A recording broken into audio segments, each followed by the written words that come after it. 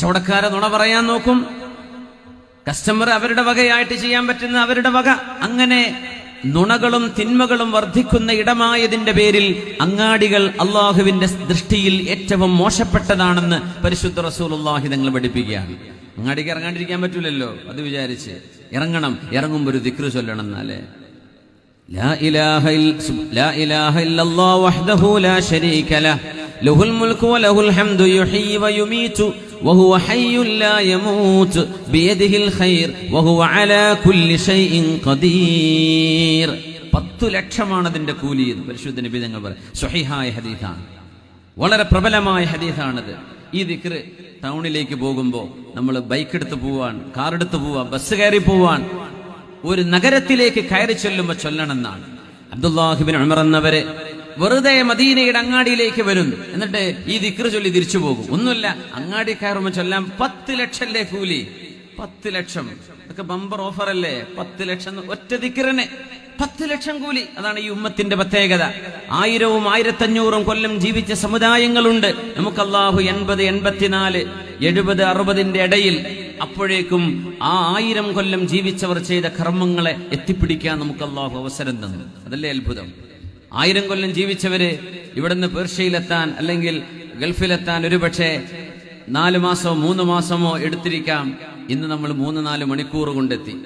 അവരന്ന് ചെയ്തത് ഇന്ന് നമുക്ക് ചെയ്യാൻ അല്ലാഹു സമയം കുറച്ചു, സൗകര്യം കൂട്ടി തന്നു. സുബ്ഹാനല്ലാഹ്, അല്ലാഹുവിന്റെ നീതിയാണത്, പടച്ചതമ്പുരാന്റെ നീതിയാണത്. സുബ്ഹാനല്ലാഹ്. നോക്കണേ, ഇബ്നു സീരീൻ എന്നവര് അങ്ങാടിയിൽ ചെന്നിട്ട് ദിക്ർ ചൊല്ലുന്നു. എന്തിന്? ആളുകൾ അശ്രദ്ധമായിരിക്കുന്ന നേരമല്ലേ, ഞാൻ ആ ആളുകളുടെ അശ്രദ്ധയിൽ നിന്ന് അവരെ ഒന്ന് ഉണർത്തട്ടെ, ഒരു ദിക്ർ ആവട്ടെ. അബ്ദുല്ലാഹ് ഇബ്നു ഉമർ എന്നവരെ 10 ലക്ഷം കൂലിയുള്ള ദിക്ർ കിട്ടാൻ ഒന്നും വാങ്ങിക്കാനില്ല, വെറുതെ അങ്ങാടിയിലേക്ക് ഇറങ്ങി ചെല്ലുന്ന ലാ ഇലാഹ ഇല്ലല്ലാഹ് വഹ്ദഹു ലാ ശരീക ലഹ് ലഹുൽ മുൽക്കു വലഹുൽ ഹംദു യുഹ്യി വയുമീതു വഹുവ ഹയ്യുൻ ലാ യമൂതു ബിയദിഹിൽ ഖൈർ വഹുവ അലാ കുല്ലി ഷൈഇൻ ഖദീർ.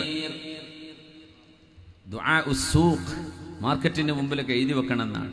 ഷോപ്പിന്റെ മുമ്പിലൊക്കെ ഒന്ന് വെറുതെ സ്റ്റിക്കർ ഒട്ടിച്ചു വെക്കുക. ആരെങ്കിലും കണ്ടു ചൊല്ലിയാൽ ആ 10 ലക്ഷം കിട്ടൂലേ?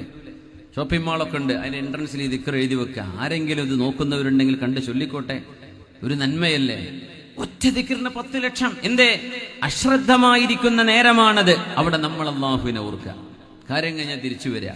ഒരു ടൗണിലേക്ക്, ഒരു അങ്ങാടിയിലേക്ക് ആദ്യം ചെല്ലുന്ന ആളും ഒരു ടൗണിൽ നിന്ന് അവസാനം പോരുന്ന ആളും നിങ്ങളാവരുത് എന്ന് നബി തങ്ങൾ പറഞ്ഞിട്ടുണ്ട് സ്വല്ലല്ലാഹു അലൈഹി വസല്ലം. ആദ്യം പോയി വീഡിയോ തുറക്കണ്ട, അതാരെങ്കിലും തുറന്നോട്ടെ. ഒരു ടൗണിലേക്ക് ആദ്യം ചെല്ലുക അതിരാവിലെ, അല്ലെങ്കിൽ അവസാനം പീടിക പൂട്ടി പോരാ. ഇത് രണ്ടും നിങ്ങളാവരുത്. അതിന് വേറെ ആൾക്കാരുണ്ടാവും, നിങ്ങളാവാഞ്ഞാൽ മതി. ഇതൊന്നും കേൾക്കാത്ത ആൾക്കാരുണ്ടാവും അതിന്, ഇൻഷാ അല്ലാഹ്. എന്തേ? അത് അത്ര നല്ല സ്ഥലമല്ല. നിങ്ങൾക്ക് അല്ലാഹുവിനെ ഓർക്കാൻ മറന്നുപോകുന്ന നേരമാണ്.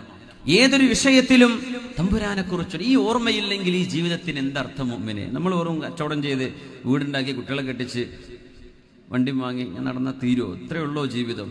ഈ ജീവിതത്തിന്റെ ഒരു അർത്ഥമില്ല.